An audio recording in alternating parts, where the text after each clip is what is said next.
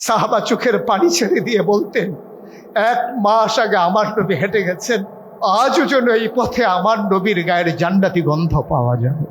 তিনি কখনো বা যদি হেঁটে যেতেন কোনো মেঠু পথে, মরুপ্রান্তর দিয়ে তিনি যখন হেঁটে যেতেন, মানুষগুলো তার পেছনে পেছনে হাঁটত। 1 মাস পরে কোনো এক সাহাবা যখন ওই পথে আবার আসতেন, ওই পথের ওই জনপদের মানুষগুলোর কাছে জানতে চাইতেন, এ পথ কি মারিয়েছেন আমার নবী? কখনো কি এ পথে হেঁটে গেছেন আমার নবীজি? অবাক বিশ্বে ওরা জানতে চাইতো, তুমি কেমন করে বুঝলে?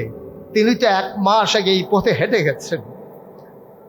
এ নবী যখন প্রচণ্ড রোদের মাঝে খরতাপে ঘেমে যেতেন, কপালে যখন মুক্তার দানার মতো ঘামগুলো জমে যেত, আস্তে করে তিনি তার বিবিদের ঘরে, আমাদের মায়েদের ঘরে যখন যেতেন, মায়েরা তাকিয়ে দেখতেন কপালের মাঝে মুক্তোর দানার মতো ঘাম জমে আছে, যেন সোনার মাঝে সোহাগা।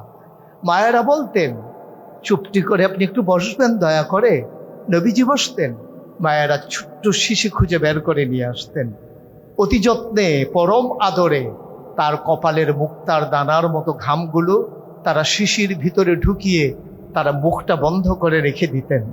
কখনো বা যখন ঈদ আসতো, কখনো বা যখন কোনো আনন্দ ঘন পরিবেশ হতো, তারা সেই লোকানো ঘাম বের করে আতর হিসেবে ব্যবহার করতেন।